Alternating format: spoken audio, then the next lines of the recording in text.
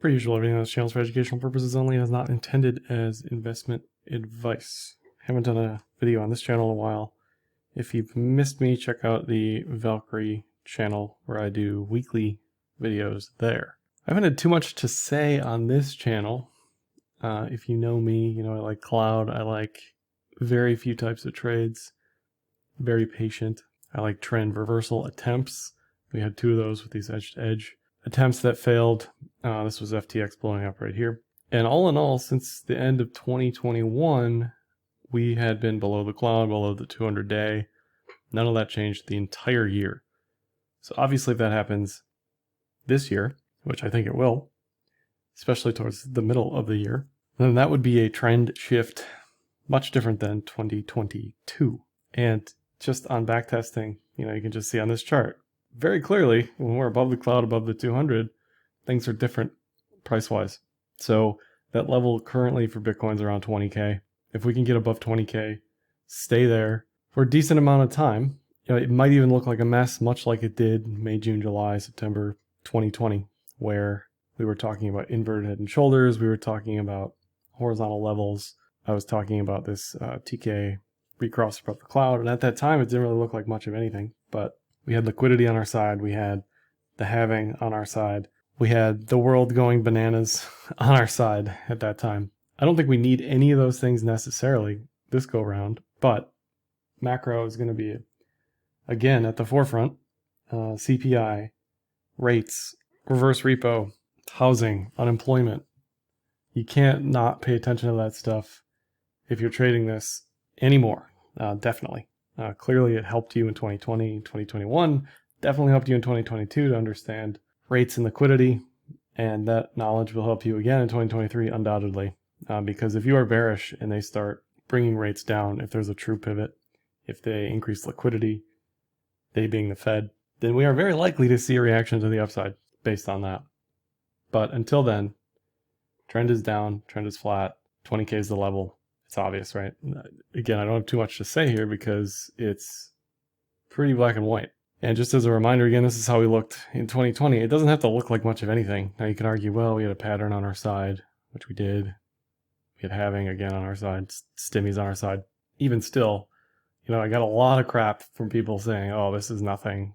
This doesn't count. The key June crossed over the 10K, whatever. It doesn't matter. Okay. If we're above the cloud with a TK bullish cross, that is a trade I'm willing to take 100 times out of 100. Looking at the weekly chart, this is yearly pivots now. Yearly pivot down here at around 5K. Seriously hope we don't visit 5K. I don't think it would be too likely. I should have left on last year's pivots, but to me what's more important here is the upside resistance. What is that, 26K? Again, it's important to know just very basic levels, because if you're getting excited at 26K and you're ready to go long and hit that green button, not realizing there's some mathematical level that the market may or may not be paying attention to, I think it's very likely that we will see resistance there, just as we will on ETH at 2K. I'll get to that in a second. So I just leave these on my chart all year. They don't change. They're based on the highs and lows of the previous year. And just kind of bringing it all together on the weekly. We do have a TK C-clamp. We have a big separation here between the averages, essentially. We've seen this before in 2018. We saw it in 2015. We do have a bit of a falling wedge bull div going on here, lower lows with a rising RSI. So the probabilities are slowly starting to mount here for a reversal attempt, right? Now it may take us all of Q1. We've got earnings season. We've got recession talk. We've got is bad news good news, is good news bad news type decision-making processes here because the Fed hasn't pivoted yet. So again, all this stuff is really more important than TA at this point, in my opinion, and definitely worth paying attention to outside of the price chart. To me, all I need is the price chart, right? The price chart is telling me here right now, yes, we are very oversold. We have a bull div. Get ready for a reversal. There's a decent chart pattern here. So it wouldn't surprise me if by Q2, we have a decent attempt at a reversal, right? And if we're above 20K, that's good enough to go long on the daily based on the 200 in the cloud. Here's the previous TKC clamp, 2014, 2015. And on the weekly, when these happen, they take a long time to play out. So this is not like some quick day trade setup, right? When they do play out, which they have twice before, as a reversal. Now this is a multi-week situation. And at a bare minimum, the expectation is a return to the Kijun. That'll keep coming down over time. It's currently around 42K or whatever that is. But at a bare minimum, you expect it to return to the Kijun like it did in 2015 and 2018, right? All this stuff is the same. Time is a flat circle. What's old is new again. The same setups, the same trades. Nothing changes. That's why I love the cloud. It's always exactly the same how you tackle it. Moving to a white blinding screen real quick. I don't care about stock to flow. What I care more about is time until next halving. Time is on our side here. The more patient you are, the better off you're going to be. If you're trading this, if you're investing, if you're DCAing, I think you're totally fine. What I'm paying attention to here now is as we get closer and closer to the halving, into the darker blue area, again, that's where the engines start to get revved up. We start to put rocket fuel in the rocket. And historically, that's when things have definitely started to change. So it's to our benefit if all of this aligns with, again, rates reversing or staying flat, CPI breaking 5, breaking 4, DXY relaxing, maybe SPX just not going down. Look at that in a second. But those are all the things on my mental checklist that I'm thinking about throughout this year. And the closer we get to halving, the more and more likely we will start making higher highs instead of lower lows, kind of regardless of what's going on. Sure, we might get regulation, we might get some other companies blowing up, right? But on balance, there aren't many more companies left to blow up. So I like where we sit here, down 64% on the year, whatever we were, and relative to halving. We got the giant rehypothecator that really stole this higher high from us, FTX, selling Bitcoin for shitcoins, really put a damper on things. And, I think it's safe to say that, especially knowing that it happened now. But even at the time, we've previously always had a blow off top. That's not to say we wouldn't have had one without FTX anyway, because there's just so much other stuff people can speculate on. But it was unusual in that we didn't get that crazy run up. Maybe it was Doge, maybe it was NFTs, maybe there was just too many places for speculative money to play around. Maybe the integer bias was too great.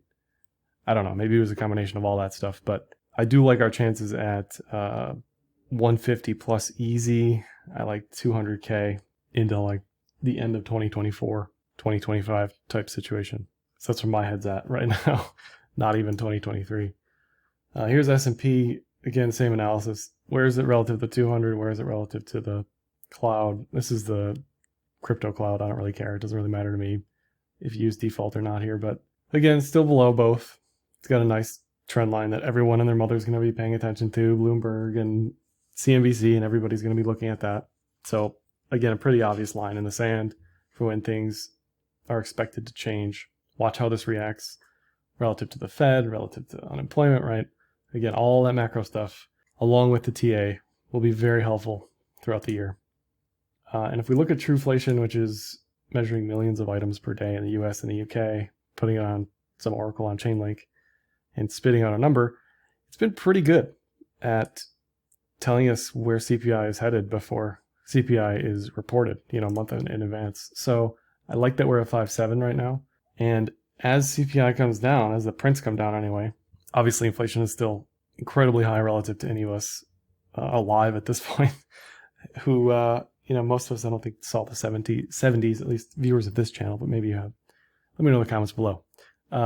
Inflation's headed in the right direction, and there's going to be political pressure mounting on the Fed to slow down, to pivot.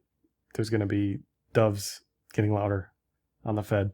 All worth paying attention to, but you can always check Trueflation every day to see where we're headed. And, something else to think about is the Eurozone versus the UK.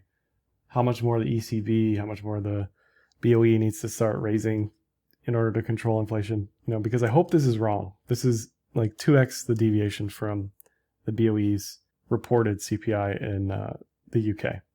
A lot of this is energy related, no surprise there. It breaks it down here. What is this? Housing and utilities, right? All the other stuff looks to be fairly flat.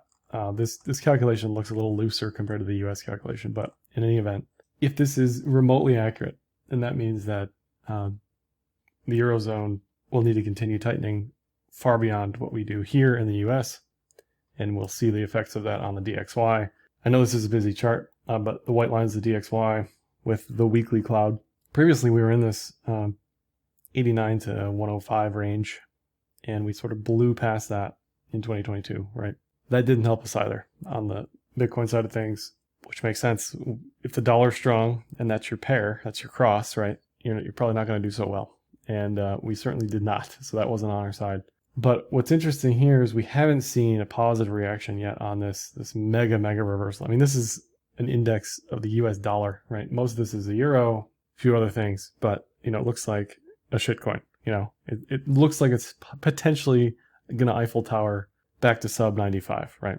Which would be very, very good for crypto. Again, this isn't something you're going to pay attention to every day. This is something to watch maybe once a week. But again, relative to halving, which is going to be beginning of 2024, if we get to halving and we get DXY declining, right, that's how we get to 200K. Because that means we have a weakening dollar and we have conditions for risk that we didn't have prior. Obviously baked into this is, treasuries and whatever else you want to look at. But to me, this is the big one. If we can get the path to this yellow line in and around halving, post halving, whatever, right? Bitcoin in the background here in the orange, you can see how price has reacted. So a lot of these indicators are just measuring the same thing. Dollar weakness, strength for risk, liquidity, that sort of thing. But I like where this sits. I like that there was a TKC clamp here, right? This is the cloud stuff again. I like that. It's breaking the Kijun. That's never good if you're bullish. Didn't get the Kijun bounce here. Next step is into the cloud, below the cloud. And that's going to take probably all of 2023. And that's fine. The closer this gets to halving, the more of an outsized effect we're going to have on Bitcoin price. So again, that's something to keep the back of your mind, like way back of your mind. What is DXY doing this week, next month, next quarter, that sort of thing. Moving on to ETH, same story. Again, not too much to say. It's really been held below the cloud, below the 200 quite nicely in all of 2022. This is why we TA folks right here telling you, hey trader, trend is not on your side if you're long. It was on your side all of 2020, all of 2021, right? Aside from, this was what, DeFi, deleveraging at that time. But now, again, the picture's the same, just like the SPX, just like BTC. Above the 200, above the clouds around 1500 ETH, 1500 USD. So if we can squeeze above there and stay above that level, great, right? Now we may bounce around the 200 as we have historically. This was the ICO, Treasury unraveling. We didn't really have DeFi in the current form. We didn't have ETH 2.0, right? Staked ETH in the Roach Motel. So I don't expect us to chop around that much because I expect things to go deflationary quite quickly if price starts to go up. Even as we sit here now with price deader than dead, we're basically at 0% issuance on ETH. People are still staking ETH. So the supply lock, the supply soak is still happening. 2K is 1,100% the level to watch, not only based on the pivot, but also the previous horizontal level that it regained prior to flipping from proof of work to proof of stake. So for ETH, there's kind of two ways to measure this. One is this could be an equilateral triangle that's more skewed towards the downside. So this does lean bearish. Equilateral triangles lean towards continuation anyway. So this, if I had to pick a trade, it leans bearish, but it doesn't mean it will resolve in bearish continuation. If it does, I like an attempt, a stab at sub 1,000, right? If not, then I like 2,500 to 2,900. Now, how will I know? How would you know? How will I know which way we're probably headed? Well, this should break pretty soon, right? Anytime you get a pattern that fills itself in the entirety, it usually doesn't lead towards the expected bias. But if we do get lower lows, I think test of 1,000 is fine, right? It's not going to happen by itself. Bitcoin's going to be along for the ride. S&P is going to be along for the ride, right? So all this stuff's going to be bearish together. DXY is going to find some strength, right? And as the inverse, CPI is going to be hot. Inflation is going to be high. All this stuff is going to be trading exactly how it was in 2022. If it's bearish. If it's bullish, you're going to start to see higher highs. You're going to start to see a break of this diagonal here. This is into like the next couple months, right? I don't expect anything anytime soon. But this is one way to start to think about this. 2,000 definitely the big level. Now, let's say we're bullish. Let's say we get through Q1 without breaking 1,000, breaking 800, whatever it is. Deflation kicks in, ETH supply soak kicks in. We start to print this inverted Adam and Eve type fractal, and we start banging on the door at 2000 where that yearly pivot is again. So if that's the case, I like reverting to 2000 here. I like resistance at 2000. And then I also like continuation, potentially to 3. Realistically, 2600, 3K. You know, pivot to pivot, right? It's super simple setup here. Where we'd be above the cloud, we'd be above the 200. You know, you'd have all the trend stuff on your side. You'd have ETH supply soak on your side. Maybe there's some BTC Mt. Gox FUD imbalance in BTC supply relative to ETH on your side. You know, that may or may not be coming this year. Who knows? It's been 10 years at this point. I'm not going to hold my breath. But if you're looking for a narrative, especially relative to the unlock of Shanghai, which even when that happens, it's not going to unlock everything at once. It's going to be a massive queue to unlock. It's going to take time. You're going to see testnet steps, you know, so it's not going to be a surprise, right? So if ETH is going to move against BTC, it's going to be this year. It's going to be before halving. It's going to be when it's a Roche Motel status until they unlock the staked ETH. So if you're bullish this year, this is what you're hoping for. Something probably into Q2, because that's when I think the macro stuff's going to start to look better. And if we're above 15, that's a win. If we're above 2K, massive win for ETH up until Shanghai, which maybe March, maybe September. I don't know. I've seen dates back and forth on that. And then obviously ETH BTC will probably break the multi-year high at this point from 2021 to 2022. Really never broke 08. It's been up here for 600 days plus.